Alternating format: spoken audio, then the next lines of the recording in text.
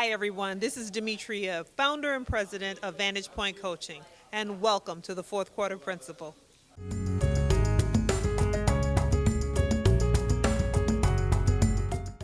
So I want to tell you, I've had the privilege of knowing this young lady for over 4 years. We started our journey professionally, but I am so endeared to be able to call her a friend. And so many people call themselves coaches, but this young lady is a true coach. She has the certifications and the emotional intelligence to go along with it. And so, she's DISC certified. We could go on and on, Myers-Briggs, but I really want to tell you that she specializes in executive leadership and life and professional development. And I can give you a testimony that she's changed my life, and if you let her, she can change yours. So I want to introduce you to Ms. Demetria Sloan, founder and president of Vantage Point Coaching. So it was a few weeks ago now that Lena and I were sitting here. The chamber's like my second home. I am an ambassador. I'm a co-chair of the ambassador committee, and I spend a lot of time here in consultation, conversation, and talking about what can we do and what can we bring to bring value to the membership. And as you know, we had Hurricane Irma come through, and that certainly put a monkey wrench in some of our plans, right? And so we talked about, well, what can we do and what can we bring to add some value, but to let you know that the game's not over yet, right? Because October just started, so we're in October 6th, so the fourth quarter has just begun. And there are many great comebacks that happen in the fourth quarter, right? So we're going to talk about how we can finish this year strong and then put ourselves on a solid field, solid front to then jumpstart next year. So much energy is given to January, New Year's, fresh start. But the truth is, the planning has to start now for that to become a reality. So that's what we're going to talk about today. It's some simple steps, simple principles, a lot of sports analogies. So are you sports fans in here? Yes. Okay, so we use a lot of sports analogies here, and we're going to use some of those today. So let's see. All right, so I'm going to show you a great comeback, an example. How many of you remember this? So 18.7 seconds. How many points are they down by?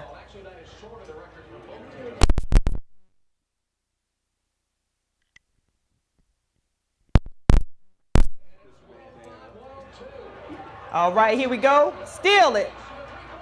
Another 3. Game is tied. In less than 2 seconds, he tied the game. Right? Okay.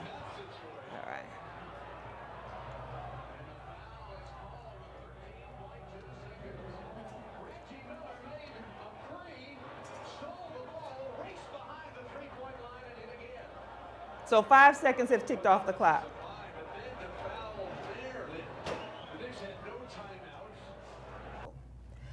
So what makes for a great comeback? What made that comeback great? It happened quickly. He never gave up. Teamwork. They recognized who the star player was, right? So are you the star player of your team? You want the ball in your hand in the fourth quarter? And he recognized he was a star player, so he wanted the ball in his hand too. So you can either have a great comeback or a great collapse in the fourth quarter. It's really your choice. So we are going to talk about what elements are in an effective game plan. So the first thing is you have a goal. We're going to talk about your strategy, both offense and defensive strategy, because it requires both. As it requires in sports, it also requires that in life. It also requires that in business. You have to have offensive strategy as well as defensive strategy. We're going to talk about the difference. And then you also have to have a team. So let's talk about your goals. So what I'd like you to do is just take a minute to think about some of the goals that you set out the beginning of 2017.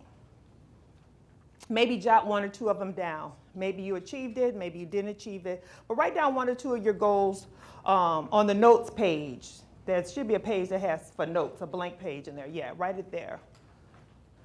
So why is it important for us to first start off with reviewing our goals?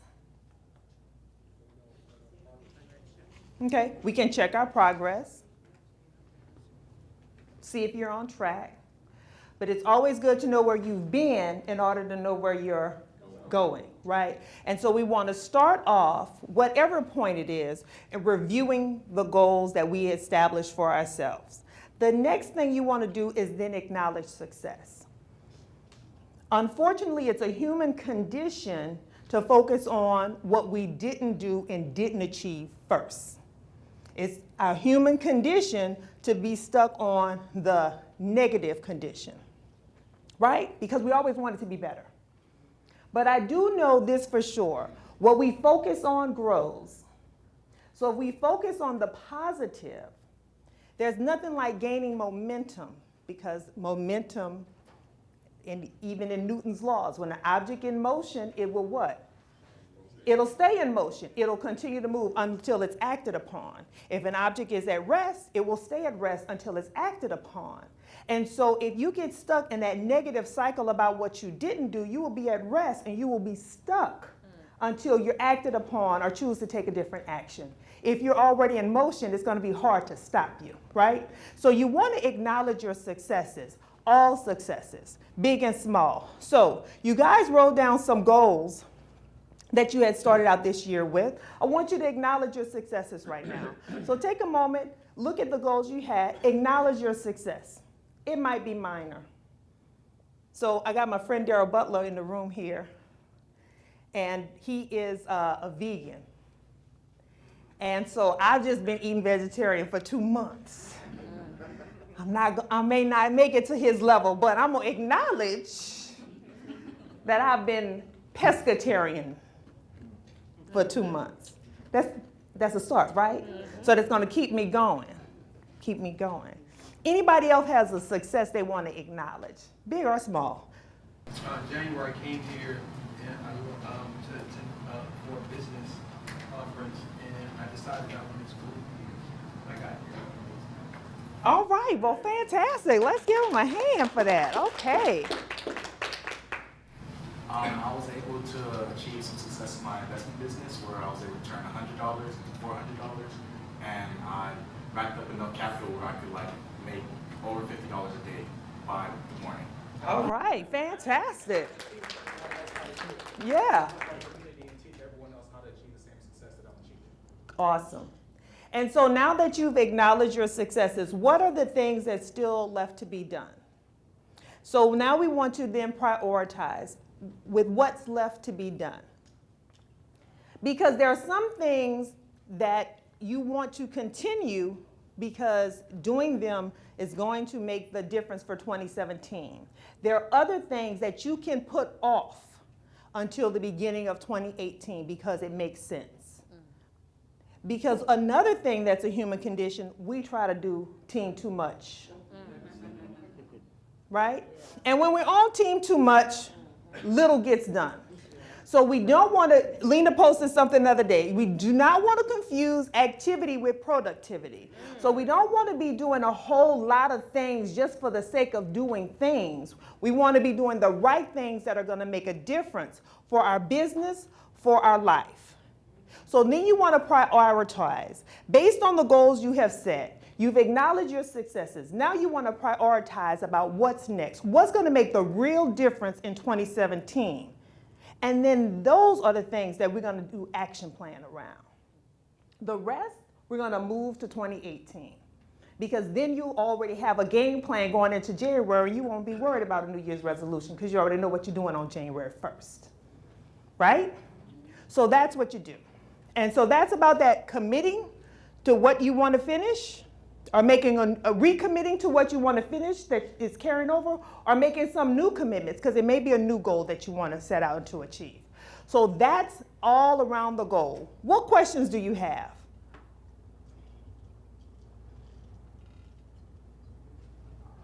Pretty self-explanatory?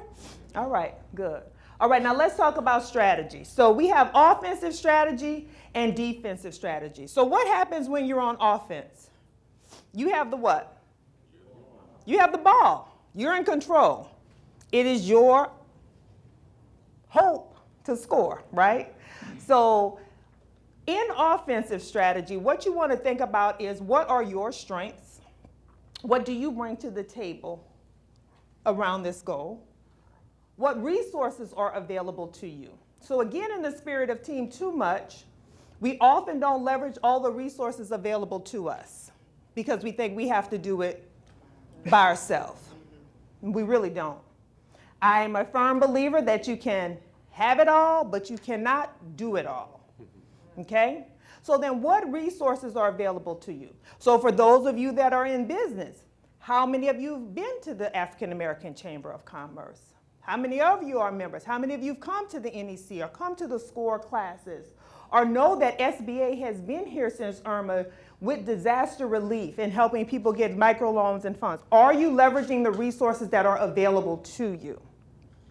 It may be a course, a class, a training, whatever it is, right? We had a great panel on Tuesday night, and we're going to talk about that when we go to defense, but there's great education and training. Anything you can do in access that is going to help you move towards your goals faster, you want to leverage those resources. And then the last question there is like, how do you achieve? So, you know, some people say, oh, we want to get up early in the morning. I'm going to get up every morning at 5 o'clock and I'm going to exercise. But if I'm not a 5 o'clock riser, I'm setting myself up for what? Failure, right? You don't have to do it the way everybody else does it just because it sounds good, okay? You don't have to do it the way everybody else does it because it sounds good. So how do you achieve?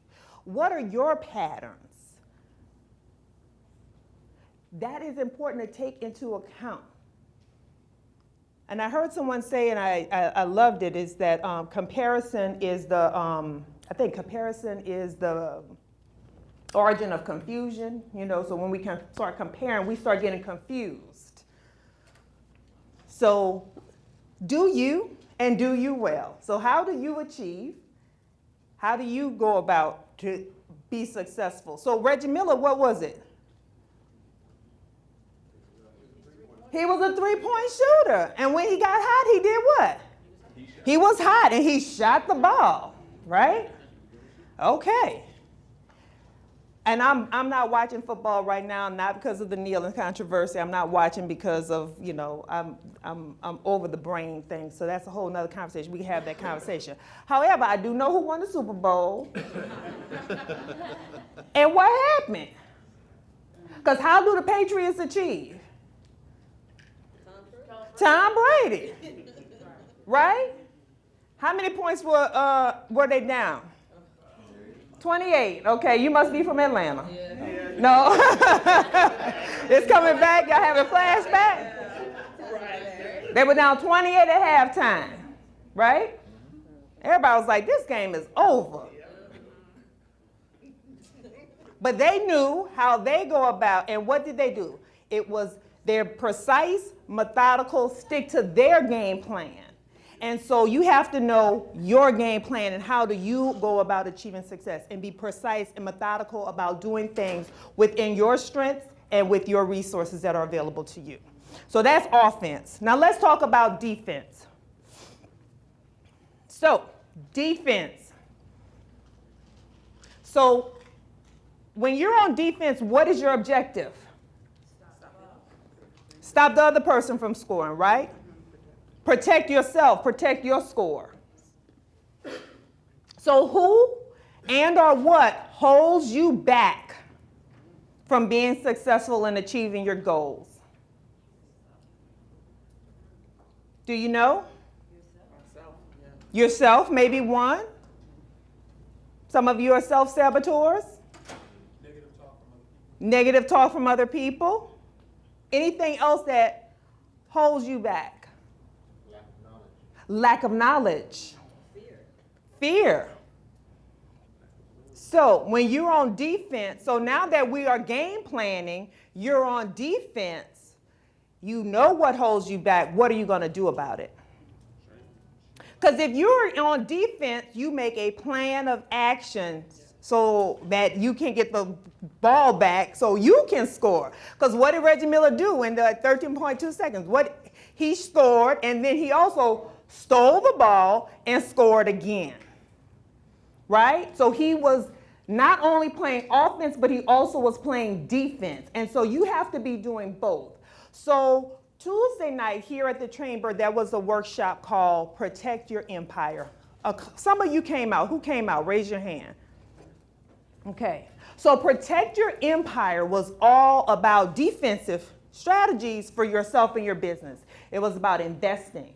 It was about having the right team in terms of attorney with trademarks and patents and business attorney. Make sure that you're set up correctly. Should you be an LLC? Should you be an S Corp? How should you be even incorporated? Do you know? That's a defensive strategy. Working with an accountant. Having a tax strategy. Because you got to have a tax strategy if you want to grow your business. You got to have so much funds available, because if Mr. Jackson is going to give you money from BBIF, you got to have been able to show that you've demonstrated a certain amount of income. But if you've been trying to use your business to shelter, then you may not be someone that he can then lend money to. So that is a defensive strategy, knowing how to use these tools, resources, people. And then we also talked about insurance, and then we talked about cybersecurity. How many of you, your business is ready for a cyber attack? I see 3 hands. So we know Equifax just was breached. We know Target's been breached. Sony. Harvey Weinstein just recently, everybody's being breached right now. So if you're using technology, what is your strategy? That's a defensive strategy. So you have to know the landscape that you're playing in. You got to know the game that you're playing in so you can play appropriate defense. How many of you are ready for Hurricane Irma to hit? And did it cause a disruption in your business? Right? Because it's caused disruption in our lives, certainly. And I'm from Louisiana, and they're about to get some disruption in their lives over there with this Nate on the way. So playing defense is important. So we talked about who or what holds you back, identifying that so you can put a plan in place and plan around that. How do you overcome your patterns, your belief, your saboteurs? Just because we've done something a long time don't make it right, and just because we tell a lie a long time don't make it the truth. But you should know that, okay? And then finally, start, stop, and continue. What are the things that you need to stop doing right now? What things you need to start doing? And then what things go well that you need to continue doing?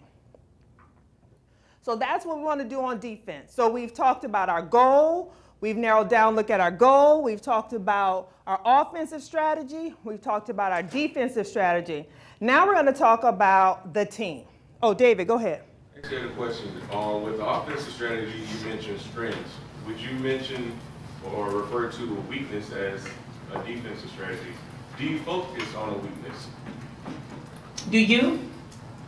I believe that you should focus on your strengths and build upon that. Trying to build upon a weakness is a process, in my opinion. Yeah. I'll give you a prime example. So I was working on something recently. Now, I know how to do PDFs, put a document together and all this. But the time it was taking me to figure out how I wanted this to be formatted, it was much quicker and easier to send it to somebody who that's what they do every day. And outsourced it, right? So it's not that it's a weakness for me even. It's about what's the best utilization of my most valuable resource is my time. So everything is, I try not to look things so much as weaknesses. There's certainly opportunities that we have, but I like to focus on my strengths. And then if I'm using my strengths and it's not in alignment with my goal, so I could have used that strength, it wouldn't have been in alignment with my goal because it would have taken me a lot longer than to just outsource it, right? Sometimes we do things because I know how to do it. I can do it. But just because you can doesn't mean you should. Right? Just because we can do something doesn't mean we should do something. So that's important to know as well. So I believe focusing on your strengths is very important and critical. And then also don't overplay your strengths, because then strength overplayed becomes a weakness. Okay? I think part of that too is, like you said, to recognize that you do have a weakness. If you don't, identify that you do have a weakness, that causes, problems too. Anybody have a weakness that they are not aware of? One? Okay, I saw one hand go up. Yeah. I'm gonna say this, and I'm gonna be provocative on this one because I've been thinking about this a long time. I don't think there's weaknesses that we're not aware of. I think there's weaknesses we don't want to acknowledge. I really, really, really, unless there's a sheer ignorance, and ignorance either is lack of knowledge, or I also like to define ignorance as ignoring the obvious evidence. So unless there's just sheer ignorance at play, I think most of the time it's just lack of acknowledgement. Because some of us have a condition. I know folks who have a condition, they want to be the martyr. So they want to be on team too much because they want to just say, oh, I'm so busy. Oh, look at what I did. Oh, look at what I was able to accomplish. I achieved so much all on my own. Y'all know nobody like that, right? So, all right, you had a question.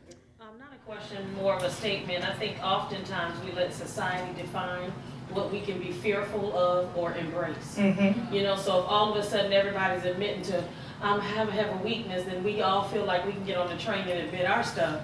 But if we're in an environment where everyone seems to be on it, doing it, we're fearful of looking like the loser in the group, when actually many of us are losers, we just lose well. There is a concept called fail forward fast. That's right. So that's what you want to do. You want to fail forward and do it fast, because then you're going to pick back up and keep doing it, right? That's how it works. Hey, Mr. AC, why are you laughing? You've experienced that in your life? Right. All right. And he's achieved a lot of success that way, right? Absolutely. It's about failing forward fast and keep it moving. Like I said, focus on the what? Successes. And sometimes the success may just be learning. Okay? So now let's talk about the team. So who will help and support you along this journey? So even professional athletes have coaches. Even those at the top of the game still have shooting coaches, strength coaches, passing coaches, hitting coaches, doesn't matter, right? Everyone needs a good coach. So I encourage you to get a coach. If you're in a corporate setting, academic setting, any type of professional setting, you might need a sponsor. So what a sponsor is someone that is willing to put some political capital on the line to vouch for you, that's going to help you excel and get ahead. And sometimes that's all some of us need, is the right sponsor for that next promotion or that next come up. In sports, since we're using that analogy, the coaches are already put in place. You make it to the NFL, you already have the team of coaches designed for the specific position that you're in. What about in business, especially if you're doing something that is new and innovative? How do you find a coach, and do you just approach someone and say, could you be my coach? Like in that manner? Well, I think in the search for coaches, like Lena said, look for someone who's certified as a coach and find out if there's a match and what their specialty area is. Now, there's a difference between a coach and a consultant, right? So a coach, does Bill Belichick ever get in the game? No. Did Phil Jackson ever get in the game?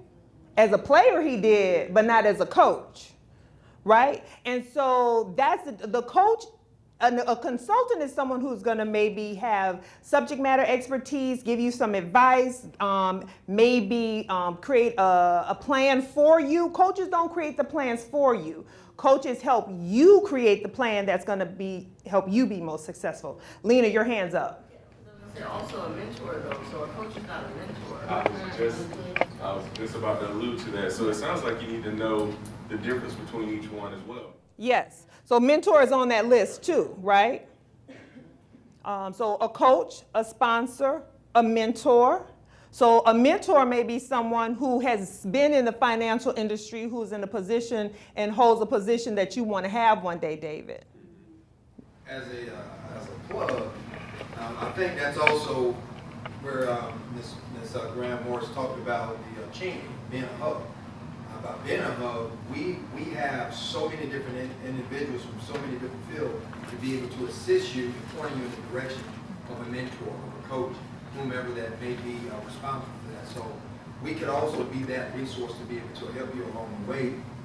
Because once you do get to that next level, we're also working with you at that beginning level, that intermediate level, to help get you to that next level, which typically happens before you get to the NFL. You're going to college, you're going to high school, you're going to Pop Warner and all those things. And we're right there at the Pop Warner stage to be able to help you and stick with you even through those professionals. Till you make it all the way? But not like the Knowles, right? No. I just had to get him right now. His team ain't doing too good right now, so I had to do it, right? Oh, which way you going, man? Okay. You know I had to get you, right? But you have a winning history. History. It doesn't matter to me. I went to HBCU that didn't have a football team, but that's all right. I rep for HBCUs all day, every day. So that's where I'm at with that. So the next thing you need on your support team, you need some cheerleaders. Who are the cheerleaders? What do they do? They motivate you. They're like, yeah, you know, you can do it. Push them back, way back, whatever that cheer is, right?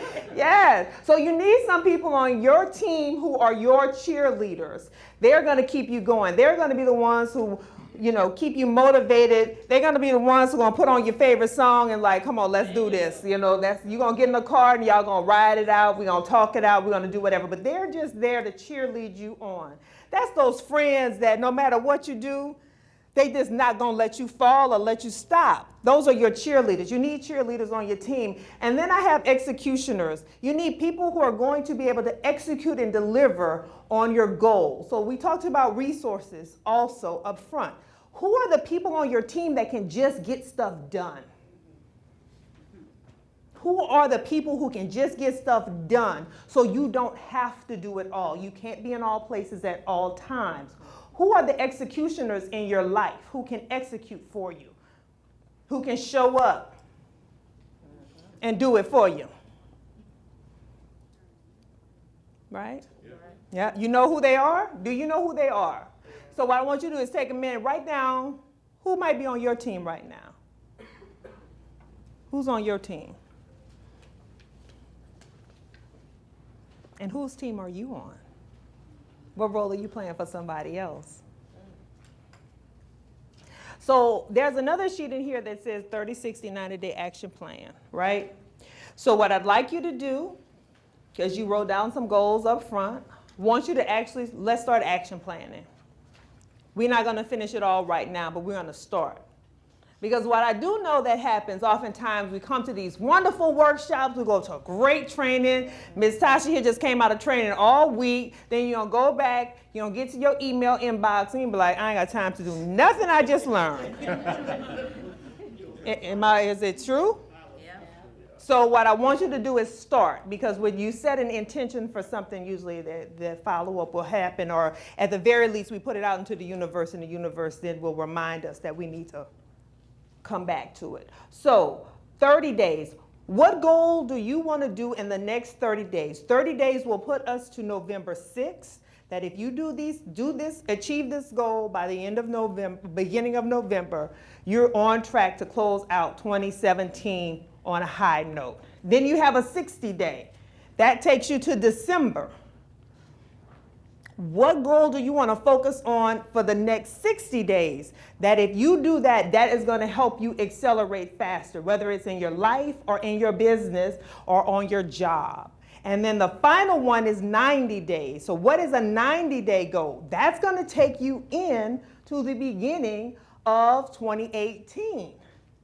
And as I said, we talk about jumpstarting the next year. If you're already working on that 90-day goal now, guess what? At the beginning of 2018, you'll already have a success in the win column that is going to help create that momentum you need to keep going for the rest of the year. So you want to write that goal. You want to talk about what your offensive strategy is, what your defensive strategy is, and then the team around you to make it happen. So let's take a minute or so to do that.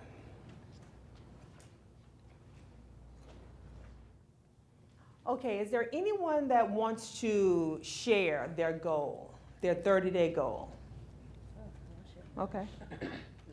Not on the microphone? Okay, she don't want to share on the microphone. So I was fortunate enough to have opened a brand new Boys and Girls Club. It's now largest in Central Florida.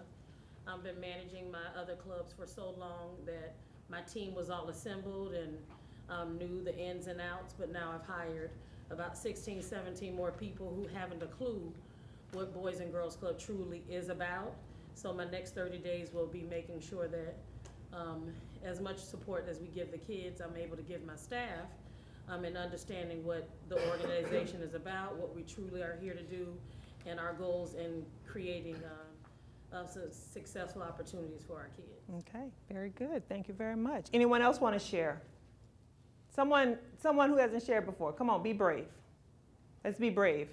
Because see, now you have accountability partners in the room. You can do it. Come on. Okay, go ahead. So my 30-day goal is to call current clients for a quick turnaround project. So basically, I'm looking for work to fill my fourth quarter. So not necessarily next year. I have a good backlog. So I'm trying to find work that I can turn around in 30 to 60 days. Okay, so you heard that. He's trying to find work to turn around in 30 to 60 days. So he's going to tap into his existing client base to see what is available. So my friend over here, we were talking the other day about being hunters. So if you're an entrepreneur, you have to be a hunter, right? So who are you hunting right now? So Mr. Young, former Eagle Award winner, just received an award from the Florida Minority, is FMSDC, Florida Minority Society. Yeah, FS, Florida Supplier Diversity. Florida Supplier to Minority, whatever. He just got another award. He just won another award. How's that? Okay, and OBJ. So this is an example. So if you're looking for a mentor in business, now while he's a construction, I'm sure that he, regardless of what every area you're in, he can talk about that life cycle of an entrepreneur and serve as a mentor. So if you need a mentor, find a mentor. Now, to David's point earlier, don't go up to somebody and say, would you be my mentor? Not so much. Identify what that person is great in. And just say, hey, can I have coffee with you, lunch with you? Maybe it's cocktail. Depends on how that person rolls. Can we do that and talk about what they're great at? And then that's how mentoring relationships start. So with that being said, I'm a coach and I'm a hunter, right? So I have some special offers for everybody in this room. And I'm gonna play this little video to let you know what they are. And on your feedback form, there's a place if you want to take advantage of that. So that's next. So there are, if you need a coach, life coach, executive leadership coach, have special offers for everyone who is in the room today, 24 hours. So if you shoot me a message and let me know what your interest is, I will respond to you and in kind fulfill that offer for you, okay? So with that being said, please connect with me. I hope you received some value from this session today. Did you? Yeah. Yes? Okay, key takeaway, Charlene? Oh, team. I am connected with a lot of people, but I know not everybody's on my team. So if I need to step out of my connections to get that team that's actually going to be doers, those executioners, that's what I need. Absolutely.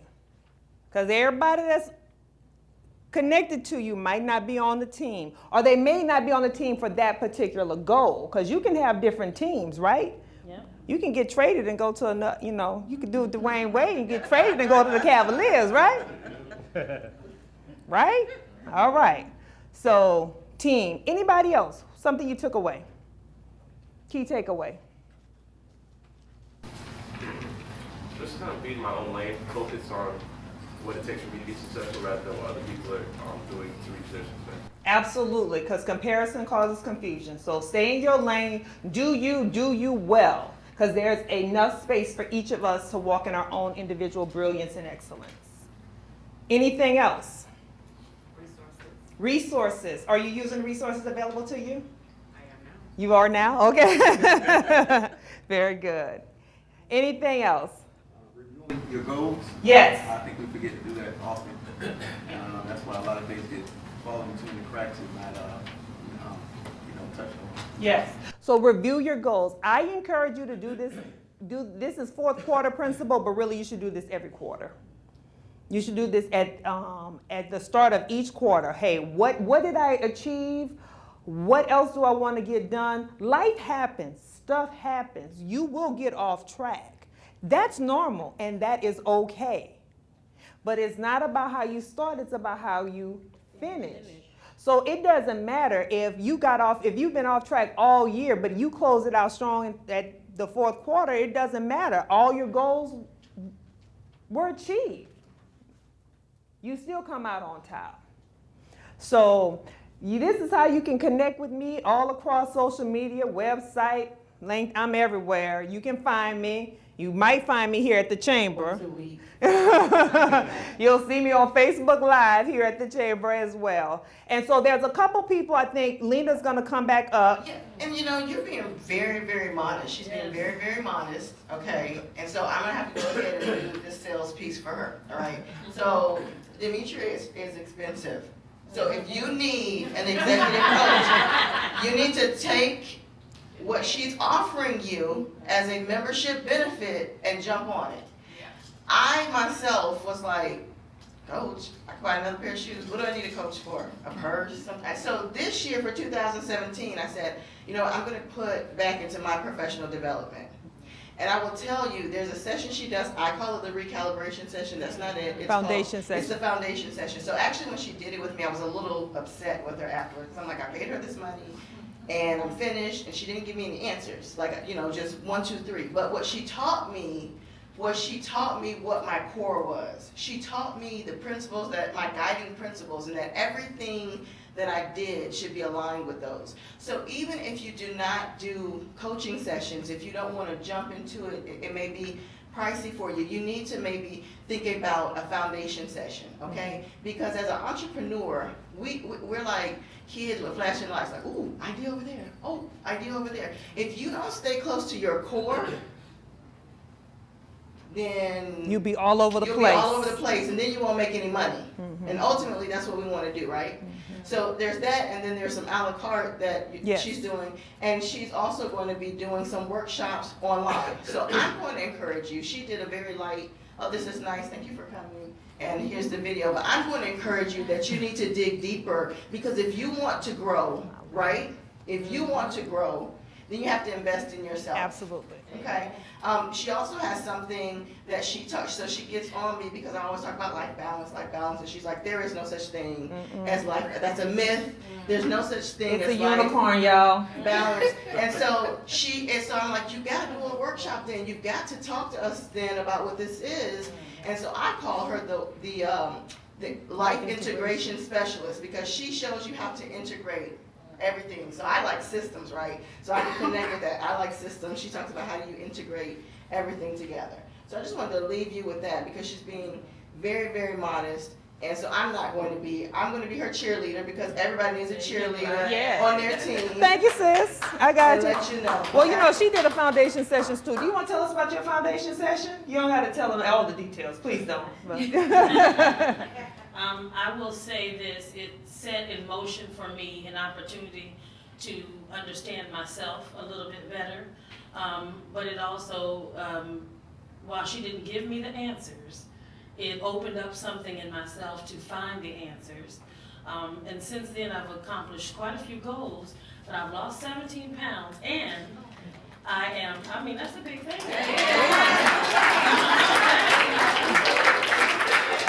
And if we can just flip back to last year, this time, I had the opportunity to meet Ms. Demetria through Ms. D. Parker, and came to this actual session. And since then, have let go of sodas. I know it's not a big thing to people. This is business. It's a big thing. I let I go know. of sodas and McDonald's sweet tea. That's a big deal. I have started to delegate to my staff a little bit more and understanding I cannot be everywhere and do it all. So there are some things that I'm checking off to end my quarter this year successfully, understanding that I can achieve all things. So this has been an awesome opportunity, and it is something that I'm hooked on now. Yeah. I'm trading out because I had another coach, but that coach is traveling and don't have time to coach me. So you gotta use your resources, and she has worked out to be a phenomenal asset to myself and my Boys and Girls Club organization. So. And if you have an organization, again, she's not even giving anything that she can do. Facilitation of retreats or meetings, you will definitely see the difference. A lot of times people say, well, why would I need a facilitator in a meeting? Why would I need a facilitator in a retreat? You need a facilitator so you can be a part of your team. Because there's things that you see when you're in the seat as a team member versus the team leader. So when you're always leading and always facilitating your own meetings, you only see things from one point of view. That's why I come in to help you change your vantage point. Yeah. Yes. See that? There you go. I got that. All right. There you go. I got that one, right? So on behalf of the African American Chamber of Commerce of Central Florida, I encourage you to use the resources you have here through our organization to help change the dynamics of your business and of your life. Yes. I encourage you. Okay, so just a few. Hi, everybody. This is Demetria. Thanks you once again for coming out to our fourth quarter principal workshop, how to finish the year strong and jumpstart the next. So remember, you get your goal, your strategy, and your team in place, and you can conquer anything. Have a great day.